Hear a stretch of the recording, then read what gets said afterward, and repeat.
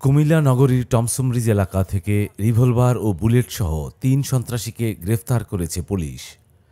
মঙ্গলবার সন্ধ্যায় টমসমরিজ এলাকায় ডাকাতির প্রস্তুতিকালে তাঁদের গ্রেফতার করা হয়। এ বিষয়ে বুধবার দুপুরে জেলা পুলিশ সুপার কার্যালয়ে এক সংবাদ সম্মেলনে পুলিশ সুপার মোহাম্মদ নাজির আহমেদ খান জানান, গ্রেফতারকৃত ৩ আসামির বিরুদ্ধে সর্বমোট ৭০টি মামলা রয়েছে। এদের মধ্যে খায়রুল হাসানের বিরুদ্ধে ৪০টি, রাকিবুল হাসান রিয়াদের বিরুদ্ধে ১৬টি এবং সোহাগ মোল্লার বিরুদ্ধে দেশের বিভিন্ন থানায় ১৪টি মামলা রয়েছে। পুলিশ সুপার জানান, আসন্ন পবিত্র ঈদ উল আজহা উপলক্ষে মানুষের যাতায়াত নির্বিঘ্ন ও জননিরাপত্তা নিশ্চিত করার লক্ষ্যে পুলিশ বিভিন্ন স্থানে চেকপোস্ট স্থাপন করে।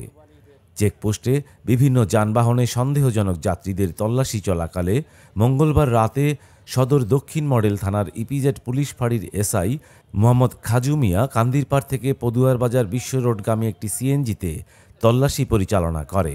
এ সময় সিএনজিতে থাকা যুবক পুলিশি তৎপরতা বুঝতে পেরে গুলি চালানোর চেষ্টা করে। পরিস্থিতি টের পেয়ে অন্যান্য পুলিশ সদস্যরা ওই ৩ সন্ত্রাসীকে ঘিরে ফেলে এবং আটক করে। পরে তাদের কাছ থেকে একটি রিভলভার ও ২ রাউন্ড গুলি উদ্ধার করে পুলিশ। গতকাল রাত ১০টার দিকে আমাদের নিয়মিত চেকপোস্ট ছিল, যেটাকে আমরা এই ঢেলে সাজিয়েছি, বিশেষ করে এই কুরবানি ঈদকে সামনে রেখেই।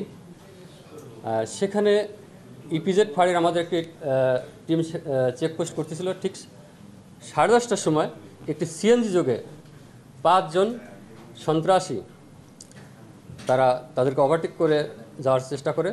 আমাদের টিমে যখন সন্দেহ হয় তাদেরকে দাঁড়াতে বলে, সাথে সাথে তাদের হাতে থাকা তাদের পিস্তল দিয়ে আমাদের অফিসার এসআই খাজু মিয়াকে গুলি করতে উদ্যত হয়।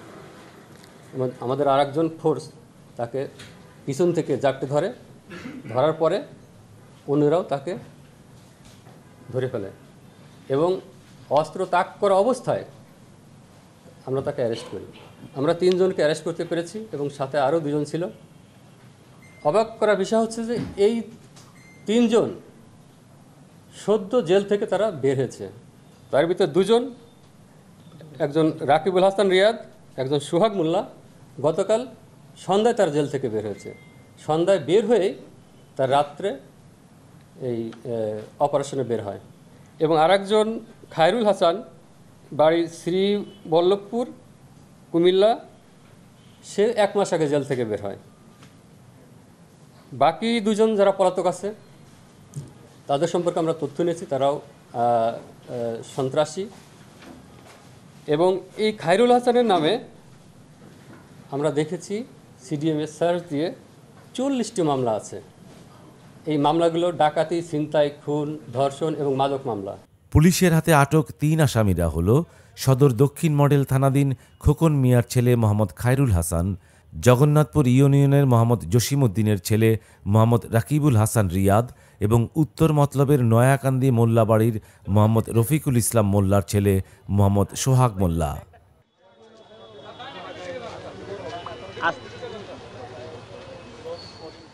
কুমিল্লার কাগজ, নিউজ ডেস্ক।